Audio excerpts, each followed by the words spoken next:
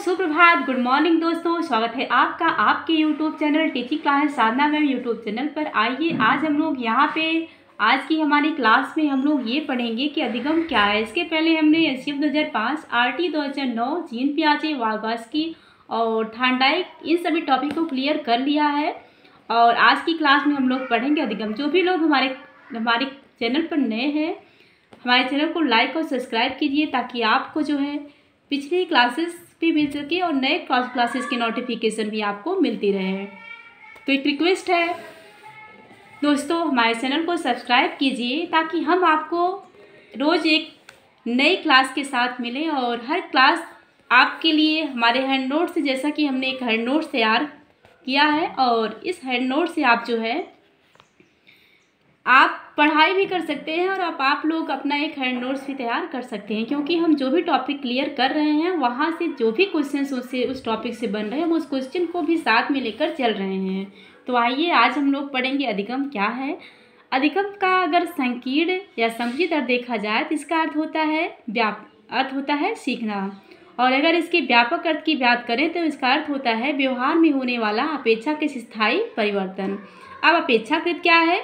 अपेक्षाकृत का मतलब है कि हम कभी कम या कभी ज़्यादा सीखते हैं। हमारी जो सीखने की कैपेसिटी होती है वो कभी कम होती है, कभी ज़्यादा होती है। हम किसी चीज़ को सीखने के लिए कभी बहुत ज़्यादा इंटरेस्टेड होते हैं और कभी हमारा मन ही नहीं लगता है। तो ये क्या है, सीखने की जो दौर है वो कभी कम या ज़्यादा होता रहता है। यही क्या है, अपेक्षाकृत परिवर्तन है। तो हमने यहाँ पे सीखा कि अधिगम का संकीर्ण अर्थ क्या है और व्यापक अर्थ क्या है। अधिगम का संकीर्ण अर्थ है सीखना और व्यापक अर्थ है कि व्यवहार में होने वाला अपेक्षाकृत स्थायी परिवर्तन। उदाहरण से समझिएगा, एक छोटा बच्चा एक भाप निकलती ग्लास को स्पर्श करता है, जैसे ही उसका हाथ जलने लगता है अपने हाथ को तुरंत हटा लेता है। तो यही क्या है, अधिगम है। किसने आज सीखा कि गर्म वस्तुओं को छूने से हाथ जल जाता है। तो ये क्या है, और इस चीज़ को उसने अपने व्यवहार में ला लिया, मतलब उसको ये समझ आ गया कि गर्म वस्तु को छूने से हाथ जल सकता है। तो ये क्या है, व्यवहार में होने वाला अपेक्षाकृत स्थायी परिवर्तन है। इसके बाद हम यहाँ पे एक परिभाषा हमने लिखी है कि अधिगम व्यवहार में होने वाला अपेक्षाकृत परिवर्तन ही अधिगम होता है। कि व्यवहार में होने वाला अधिगम की परिभाषा एक हमने यहाँ पे जो लिखी है कि व्यवहार में होने वाला अपेक्षाकृत स्थायी परिवर्तन ही अधिगम है। और यहाँ पे एक इम्पॉर्टेंट क्वेश्चन हमने यहाँ पे कलेक्ट किया है, अधिगम मनोविज्ञान का जनक कौन है। तो अधिगम मनोविज्ञान के जनक है हर्बर्ट एबिंगहॉस। इसके बाद जैसे कि व्यवहार में होने वाला, तो व्यवहार शब्द से हमने यहाँ पे क्वेश्चन कलेक्ट किया है कि व्यवहार शब्द जो है सर्वप्रथम प्रयोगकर्ता कौन है व्यवहार शब्द के। तो सर्वप्रथम प्रयोगकर्ता है मैकडूगल। 1905 में इन्होंने जो सबसे पहली बार जो है व्यवहार शब्द का प्रयोग किया, मैकडूगल, जो कि मूल प्रवृत्ति के जनक माने जाते हैं। और इसके बाद है व्यवहारवाद का जनक। अगर जनक की बात करें तो व्यवहारवाद के जनक है जेबी वाटसन। यहाँ पे कुछ चीज़ें हमने जो है लिखी हुई हैं, और क्योंकि जो है यहाँ पे जो हमने लिखा है ये बहुत इंपॉर्टेंट पॉइंट है, इसे आप अपने नोट्स में लिखिएगा कि परिपक्वता, बीमारी, थकान, नशा, प्रतिवर्त, ये सारी ऐसी चीज़ें हैं कि इनसे जो है अधिगम की प्राप्ति नहीं होती है, क्योंकि ये अस्थायी होते हैं। क्या आप थक जाते हैं तो क्या हमेशा के लिए थकान रहती है? नहीं, वो कुछ क्षण के लिए रहती है, कुछ घंटों के लिए रह सकती है, कुछ 1 या 2 दिन तक भी रह सकती है। कभी कभी बहुत ज़्यादा आदमी थका है तो उसकी थकान नहीं जाए। तो कहने का मतलब यही है कि ये चीज़ें जो है अस्थायी होती हैं। बीमारी, कोई व्यक्ति बीमार होता है तो हमेशा वो बीमारी नहीं रह जाता है, तो एक समय आता है को ठीक भी हो जाता है। यानी जो भी चीज़ें अस्थायी हैं वो अधिगम की प्राप्ति उससे नहीं होती है। यहाँ पे हमने ये सीखा। यहाँ हमने ये चीज़ इसलिए नोट किया है क्योंकि हमने देखा कि यहाँ से भी क्वेश्चन उठाए गए हैं परीक्षाओं में, तो इसलिए हमने ये चीज़ों को यहाँ पे एक जगह पे लिख लिया है ताकि हमें ये पता रहे कि इन सब चीज़ों से जो है अधिगम की प्राप्ति नहीं होती है। इसके बाद है इम्पॉर्टेंट परिभाषाएँ जो कि बहुत बार परीक्षाओं में पूछी गई हैं। हमने यहाँ पे सारे इम्पॉर्टेंट परिभाषाओं को लिख लिया है। आप भी अपने नोट्स में जो है एक अच्छा नोट्स बना के आप वहाँ पे लिख सकते हैं। गेट्स की परिभाषा है, अनुभव एवं प्रशिक्षण के फलस्वरूप व्यवहार में आने वाला परिवर्तन ही अधिगम है। परिभाषा है गेट्स की, जो कि बहुत ही ज़्यादा इंपॉर्टेंट है। गेट की परिभाषा जो है बहुत, गेट्स हो गए, क्रो एंड को हो गए, स्किनर, वुडवर्थ, ये 3 से 4 परिभाषाएँ जो है बहुत बार परीक्षा में पूछी गई हैं। इसके बाद परिभाषा हमने लिखी क्रॉनबेक की। क्रॉनबेक की परिभाषा है, अनुभव द्वारा व्यवहार में परिवर्तन ही अधिगम है। इसके बाद है स्किनर की परिभाषा, अधिगम व्यवहार में सतत अनुकूलन की प्रक्रिया है। फिर अगली परिभाषा है क्रो एंड क्रो की, अधिगम आत्मज्ञान तथा वृत्तियों का अर्जन है। अगली परिभाषा है ई.ए. पील की, वातावरण के परिवर्तन के फलस्वरूप प्राणी के व्यवहार में आया परिवर्तन ही अधिगम है। ये परिभाषा ई.ए. पील की। अगली परिभाषा है वुडवर्थ की, जो कि बहुत बार परीक्षा में पूछी गई है, नवीन आदतों एवं नवीन प्रक्रियाओं को अर्जित करने की प्रक्रिया ही अधिगम है। वुडवर्थ की परिभाषा है।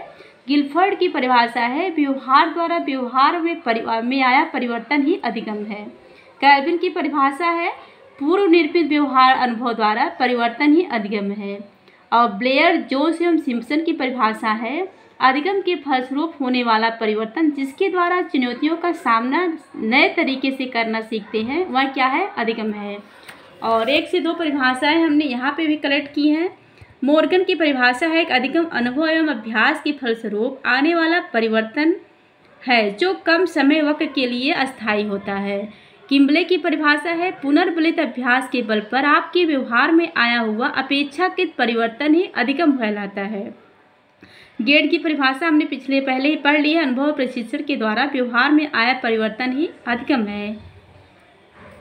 यहाँ पे जो भी परिभाषाएं दी गई हैं सब मोस्ट इम्पॉर्टेंट परिभाषाएं हैं। आप अपनी नोट्स में ज़रूर लिखिएगा ये परिभाषाएं, क्योंकि यहाँ से क्वेश्चन यूपी टेट की परीक्षाओं में बनते हैं और आप सुपर टेट की तैयारी कर रहे हैं तो आपके लिए ये भी यहाँ से भी क्वेश्चन आपको पूछा जा सकता है आपसे।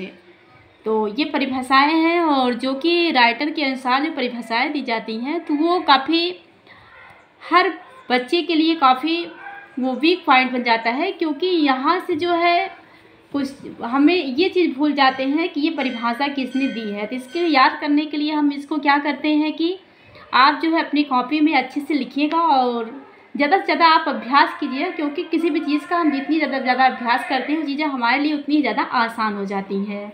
जैसे गेट की परिभाषा में अनुभव एवं प्रशिक्षण, आप हर परिभाषा में एक एक वर्ड पकड़ लेंगे तब भी आपको परिभाषाएं याद किए जाएंगे। परिभाषाएं गेट की परिभाषा में प्रशिक्षण शब्द है, और क्रानबेक की परिभाषा में है कि अनुभव हो गया, प्रशिक्षण, सारे जो भी शब्द हैं हम देख रहे हैं कि सभी लोगों की परिभाषाओं में मिलता जुलता है। इसलिए आपके लिए सबसे ज़्यादा यहाँ पे यह जाएगा कि आपको याद ही करना पड़ेगा। वुडवर्थ की परिभाषा में है नवीन शब्द पकड़ के आप वुडवर्थ की परिभाषा याद कर सकते हैं। गिलफर्ड की परिभाषा में व्यवहार द्वारा व्यवहार, यानी कि 2 बार व्यवहार शब्द आया हुआ है इनकी परिभाषा में। और क्रो एंड क्रो की परिभाषा में अधिगम आदतों ज्ञान और वृत्तियों, आदत ज्ञान और वृत्ति 3 वर्ड पकड़ेंगे तो आपको क्रो एंड क्रो की परिभाषा जो है याद हो सकती है। इस प्रकार से आप जो है परिभाषाओं को याद कर सकते हैं और परीक्षा में आने पर आप उसे अच्छे से सॉल्व कर सकते हैं। कुछ क्वेश्चन हमने 2 से 3 यहाँ पे लिखा हुआ है। जैसे कि हमने एक क्लासेस ली और 2 से 3 क्वेश्चन हम थोड़ा यहाँ पे देख लेते हैं कि हमने यहाँ पे सीखा क्या आज।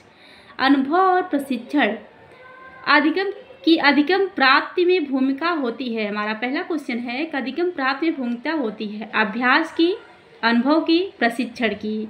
यहाँ पे हमारा आंसर क्या हो जाएगा, हमारा आंसर हो जाएगा उपयुक्त सभी, क्योंकि हम अधिगम जो है अभ्यास, अनुभव, प्रशिक्षण तीनों के माध्यम से सीखते हैं। आप एक ऐसे लिख सकते हैं AAP, अभ्यास, अनुभव और प्रशिक्षण, इन तीनों के माध्यम से जो है हम जो हमारे व्यवहार में जो परिवर्तन होता है वही क्या है, अधिगम है।